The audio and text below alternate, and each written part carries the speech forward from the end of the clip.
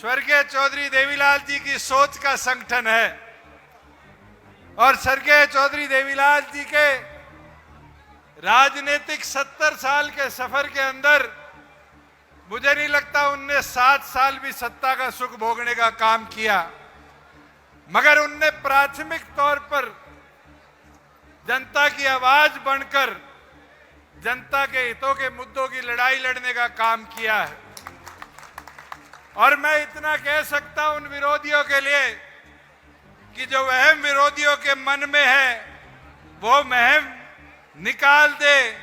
चाबी का दौर ना गया है, ना आने वाले भविष्य में कार्यकर्ता जाने देंगे। साथियों, आज देश की परिस्थिति क्या बोलती है? युद्ध अमेरिका और ईरान के बीच में चल रहा है, मगर मैं अभी आ रहा था दिल्ली से, मुंडाल के अंदर गैस सिलेंडरों के लिए 200-250 लोगों की लाइन खड़ी है। ये देश की कूटनीति राजनीति है जिसके अंदर देश के प्रधानमंत्री को बारी बारी ये दिखाया जाता है विश्व गुरु विश्व गुरु। उनके मंत्री कहते हैं गैस की तेल की कोई किल्लत नहीं है, और इस देश के आम नागरिक को इन परिस्थितियों में जो महामारी भी सिर्फ मिडल ईस्ट के अंदर है, नुकसान आम नागरिक की जेब में पहुंचने का काम कर रहा है।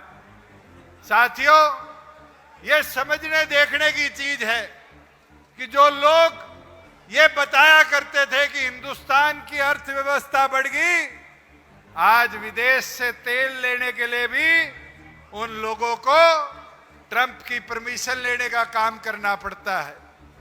ली नहीं ली परमिशन, लिख के दिया ट्रंप ने, नहीं लिख के दिया कि 30 दिन के लिए हिंदुस्तान रशिया से तेल ले सकता है।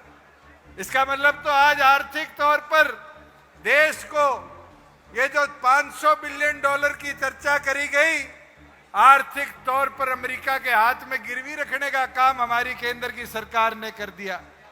मगर साथियों, ये समझना देखना अब आपको है कि क्या देश और प्रदेश के भविष्य के लिए हमें करना पड़ेगा।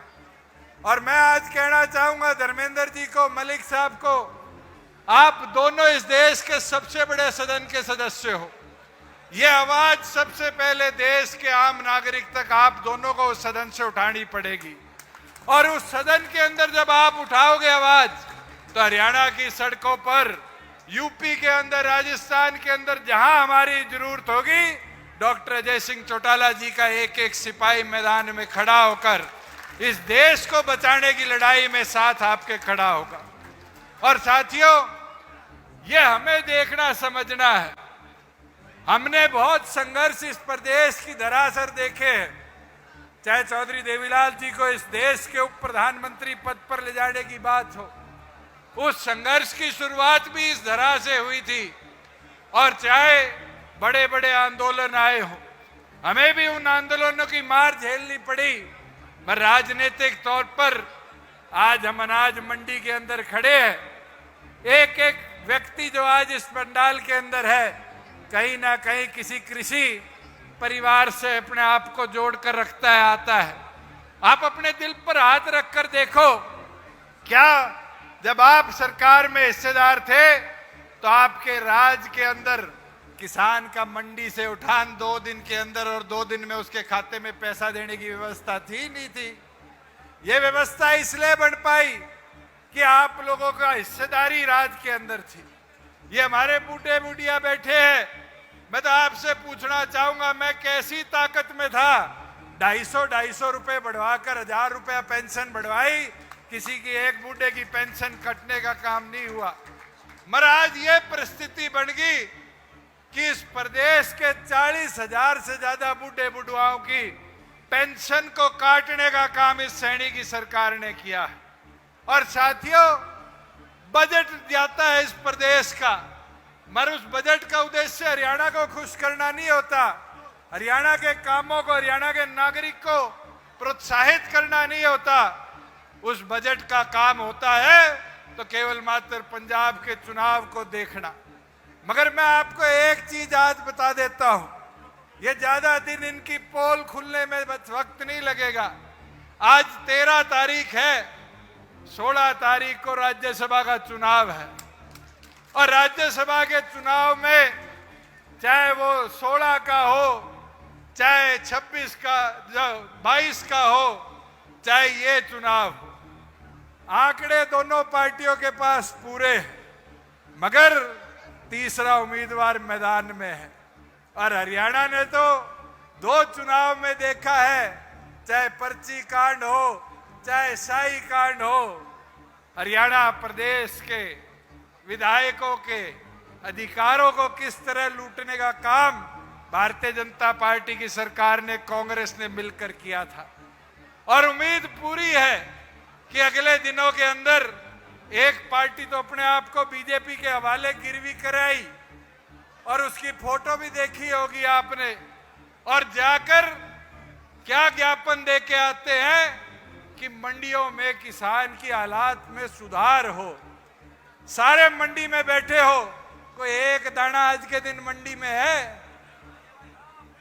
जब दाने मंडी में थे तब तो मुख्यमंत्री के पास नहीं गए, मैं राज्यसभा के लिए अपने 2 वोट गिरवी करने के लिए मंडी का बहाना लेकर मुख्यमंत्री के दरबार में पहुंच गए।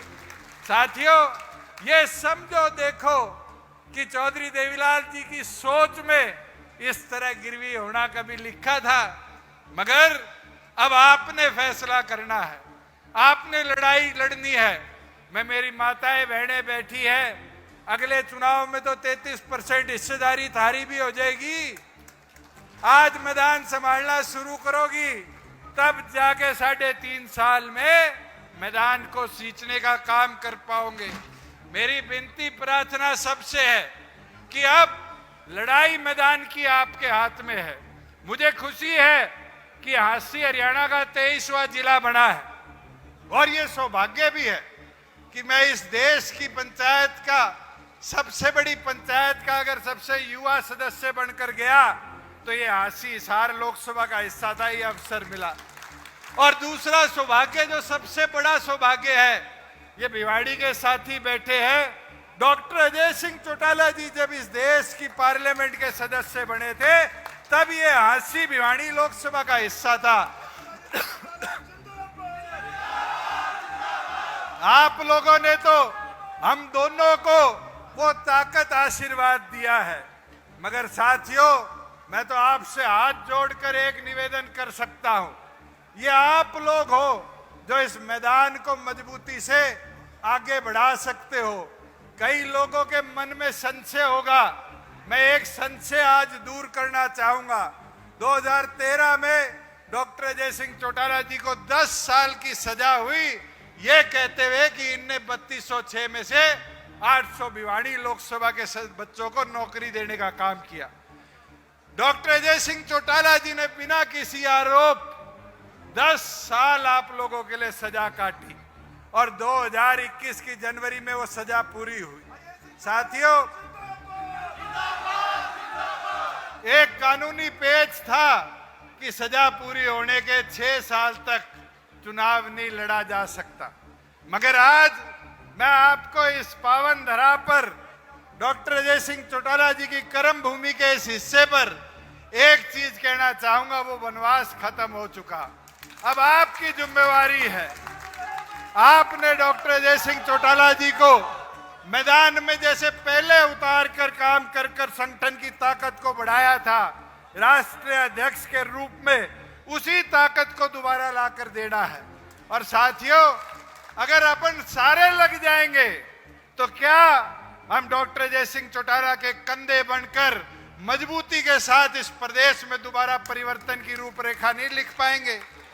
पर मेरी विनती है, आज जब यहां से घर जाओ तो ये सोचते मत जाना कि अगला स्थापना दिवस कहां बनेगा। ये सोचते जाना कि मैंने मेरे गांव के बूथ पर पार्टी के संगठन को ताकत कैसे देनी है। ये सोचते जाना कि मैं अपने गांव के बूथ पर जाऊं, जो 900,000 वोट है, उन वोटों के अंदर अपनी ताकत को कैसे बढ़ाने का काम करूं। ये सोचते जाना कि हमने कैसे, जो साथी मायूस होकर घर बैठ गए थे, उनकी ताकत को बढ़ाने का काम करना है।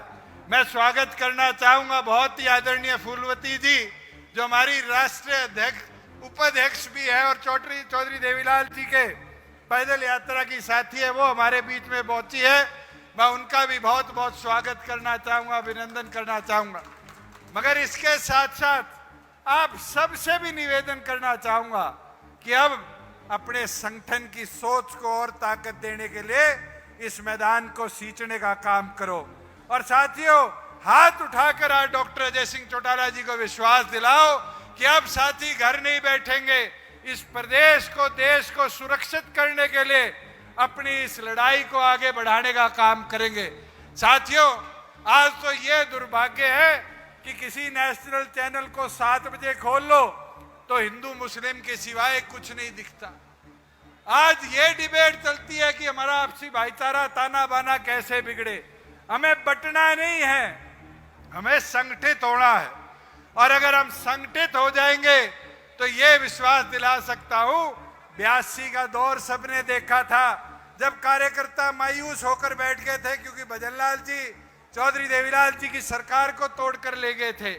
84 के अंदर राजीव गांधी की निधन के बाद ऐसी परिस्थितियां आई थी कि 411 सीट कांग्रेस पार्टी की आई थी, मगर क्या कार्यकर्ता रुके थे? नहीं रुके थे।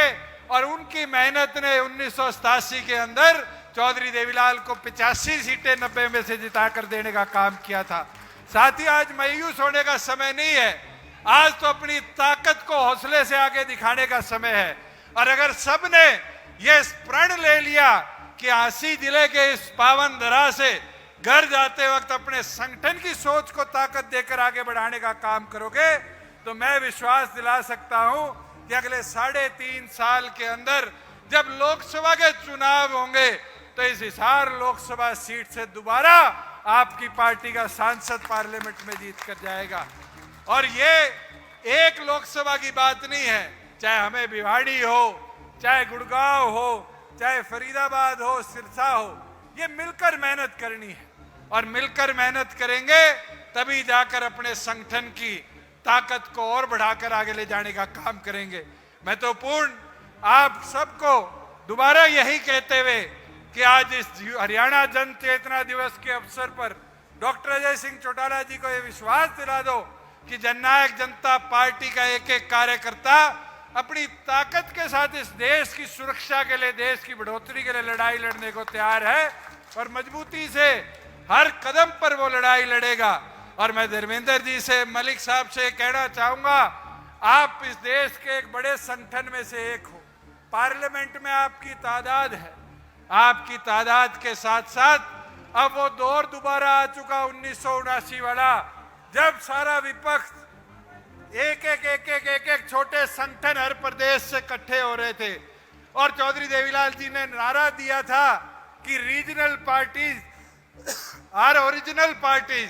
इस नारे को दोबारा लेकर आगे बढ़ने का काम करो और आप शुरुआत करो, हम आपके साथ खड़े होकर इस देश में परिवर्तन की एक नई रेखा लिखने का काम करेंगे। मैं तो पूर्ण दोबारा हमारी पार्टी के राष्ट्रीय अध्यक्ष को जन्म दिवस की बहुत बहुत शुभकामनाएं देता हूं और ये विश्वास दिलाता हूं कि आपकी पार्टी का एक एक कार्यकर्ता पूरी मजबूती के साथ इस पार्टी को हरियाणा की सबसे मजबूत पार्टी बनाने के संकल्प